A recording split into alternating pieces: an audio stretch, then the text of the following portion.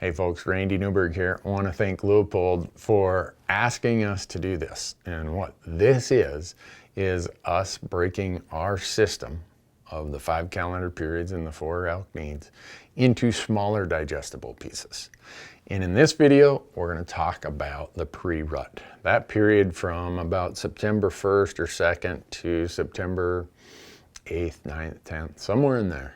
So in this pre-rut phase, really what we're focusing on is this just really rapid change of elk from that early season pattern to the peak rut pattern. So that period in between there is about 8 to 10 days we call pre-rut. And it is a really rapid change in their behaviors and their needs. Their behavior changes because the need changes really quickly. It goes from food and water to breeding in the course of 8 to 10 days. So as a result, you're going to see rapid movement across the landscape. Where you might have scouted them in August, all of a sudden there are none. Where you scouted in August and there weren't none, all of a sudden there's bulls around everywhere. We're going to talk about this pre-rut period of this 8 to 10 days and where you can find elk in that period and why you'll find them there.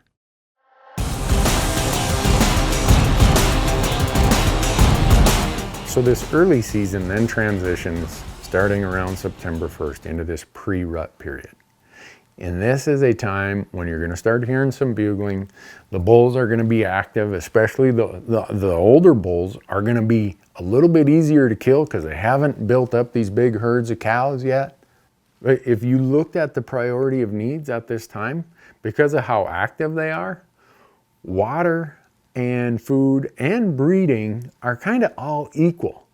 At the beginning of the pre-rut phase, food is maybe a little higher than breeding, but by the end of this pre-rut phase, say September 10th, breeding is number 1. Food and water have just lost priority. So in this short 10-day period of the pre-rut, these needs really change quickly. Food and water being big priorities at the beginning quickly get surpassed by the need for breeding. And as that's happening, these bull elk are moving quickly across the preferred areas of the landscape. So one of the cool parts about the pre-rut and the peak rut, they'll throw caution to the wind. I'm less concerned about sanctuary areas in the pre-rut and peak rut because those are lower priority needs. I'm less concerned about food because food kind of is I'll worry about that later. That's why an elk loses so much weight during the pre-rut and the peak rut. He's so active, he's not feeding. So that leaves my other 2 priorities of water, because it's usually hot in early September. They need to be near water and they need to be near cows.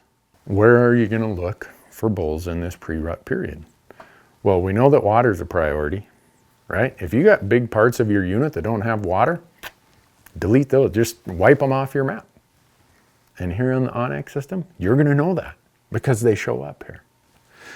You're probably going to want to be within a mile of the cows. The bulls have left their early season periods and they're starting to get closer to where these cows are congregating. And where are the cows congregating in the pre-rut?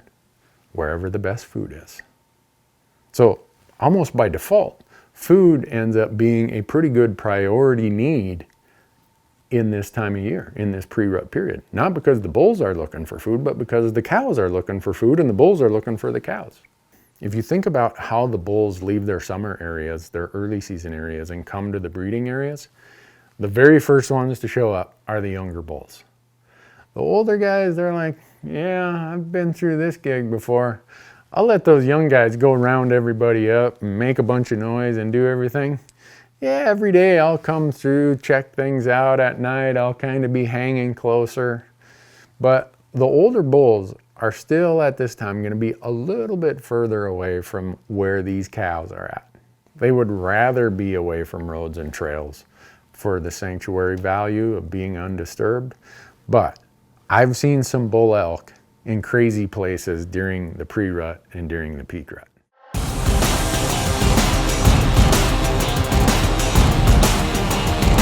Well, there you have it, folks. That explains how this pre-rut period is such a rapid change of consistent food activity of the bulls in late August to crazy rutting all across the landscape. Quick transition from early season to peak rut. And that's what this whole pre-rut period is about. There's going to be a lot of elk moving across the landscape, adjusting to this changing need, a very rapid change in need in a short period of time.